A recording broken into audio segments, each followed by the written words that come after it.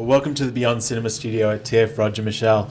Firstly, congratulations on The Weekend. It's a beautiful film, and I kind of feel like over the last few years, with Venus and this, like they have a kind of a mutual mood that they create in people, and it's like an honesty that is fairly pervasive. What was the genesis of this beast? Well, this is our third film together with Hanif and I. We did a film called The Mother, which was about Yeah, of course.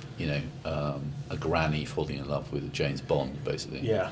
Then there was Venus, which was about an old man falling for a much younger girl. And then this film is less odd in a way. It's a more common story. It's about an old couple who are in their early 60s who go back to Paris to try and rekindle their marriage, or to discover even if they want to stay together anymore. And I think hopefully all three of the films are kind of digging into bits of our human experience and turning them over and having a look under the rocks and seeing what's going on. And in this way, like, probably the title is highly suggestive of that. I mean, he's an English couple that go to Paris, so obviously there's a combination of cultures at play, or a clash of cultures. Which do you think it is? Because personally, between the two of them, one is definitely more Parisian of spirit at the beginning of the film and willing to go those places and try and reconnect and enjoy the City of Lights and create something out of it, and the other one's more English, more reserved, potentially. Yeah, I mean, I think they both love the idea of Paris, and I think the film's title also references that, it can't help referencing the Godard movie Weekend, which is also intentional, because in a way this film is a gloss on the Nouvelle Vague films of the 60s and 70s, and it references Band Apart very strongly in the middle and at the end of the film. Yeah. But in this case, these characters, instead of being like characters in Breathless, these characters really are breathless, because whenever they walk upstairs or walk up steps, they can't breathe. But they remember those films. Those films are part of their youth and part of what they remember about, the joy of being young and full of anger and integrity and full of all those wonderful rhythms of the counterculture that was so important in the 60s. Yeah. So I think they both want to enjoy Paris, but I think that it's hard to get back to what it felt like for them to be young and in love. That's the problem. Yeah, and it's fun watching their honesty come out in different ways. Yeah, they both have a bad secret to reveal. They've both been saving up this secret for this weekend. And it's a bit of an awful coincidence that they both have these bombshells to drop on each other. And no one better to bring out a secret than Jeff Goldblum. Yeah. As a catalyst. Of course, you mentioned rhythm, but that beautiful dance sequence from Band Apart has obviously a legacy in cinema, as obviously Godard himself has created this legacy. And Tarantino as well named his film production company Band Apart in an homage to that as well. What is it about that time that was so awakening?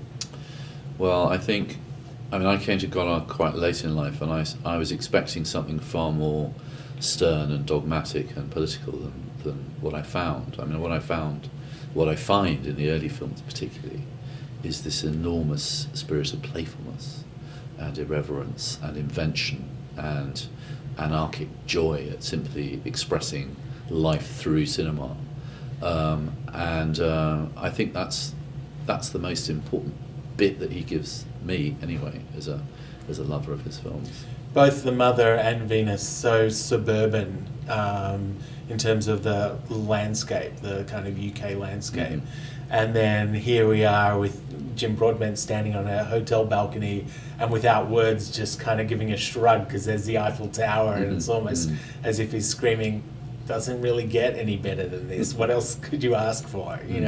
How did that open you up as a filmmaker as well, coming out of those kind of greys and into the City of Lights? Well, they come from the greys. I mean, that's what's good about the story. They come not only from Birmingham, which is not the most attractive of places, but they come from an area of Birmingham called Moseley, and even the name is kind of hideous. So they bring all that sense of dinginess and gloom and clouds and sort of rain spattered walls to the City of Light. And I didn't want the film to be a kind of travelogue, but it's unavoidable when you go to Paris. Your heart leaps when you see into the sunshine. You see the Tour d'Eiffel or the Arc de Triomphe. I mean, it is still wonderfully romantic, and it's so ironic that this sort of relationship, which is in such dire straits, is in the context of this incredibly romantic city. Logistically, Paris, is it an easy place to shoot? I found it a lot easier than London. Mind you, we were shooting with very, very small crew. We had a crew of maybe 10 people. We had no generator. We had no kind of Winnebagos. We had no catering. We didn't have any of that paraphernalia, which can really clog up a street and get you into trouble. So we found it a great place to shoot. Again, going back to rhythm and music and sound, obviously the dance aspect, but the music of the film is particularly strong. Yeah. And I must imagine that it's pretty cool to have a film by Bob Dylan in your... A song by Bob Dylan. A song by Bob Dylan in your film. Yeah. Well, how did that come about? That's a big ask. I mean, getting you have to get permission from Bob Dylan, and then it costs very, very large amount of a very big proportion of our budget went on paying for that song, but it's worth it. I mean, I've always wanted to use that song as a kind of anthemic bit of a movie, and it's a big story point in this film when he shuffles around singing along to it. It's heartbreaking. Yeah. Do you know if Dylan sees the films in which his music appears? I don't know. I'd like to think he's seen it several times. I'm sure he's seeing it right now. Rewatching it, I doubt it. But he likes to know what it is. You don't just pays you money, and he has to approve it in some way. Jim Broadbent's character, in a sense, is battling a battle that a lot of males are battling in today's environment, which is how do you be both a sensitive listener and a macho conqueror? There's been different elements of that with Daniel Craig in The Mother, obviously much more masculine, very strong macho identity in that film, and then Peter O'Toole's kind of aging figure in Venus. For this one, it's like it is a universal element, though, that he's dealing with. It's cross-generational. I guess I hadn't thought about that. It's very interesting. Yeah, I mean, he says in the film, what was the line? He says something about the feminist Taliban in the film, about having, opened up his feminine side as requested. And her response is pretty harsh. And she says, "You fucking married it." Yeah, exactly. And, so he is in that quandary, isn't it? I'm meant to be a sensitive, caring new man, and yet you also want me to be a kind of super alpha male as well. So yeah, that is an interesting dichotomy. I think my favourite line of hers is, "Why have you cheered up? What's wrong with you?" Yeah.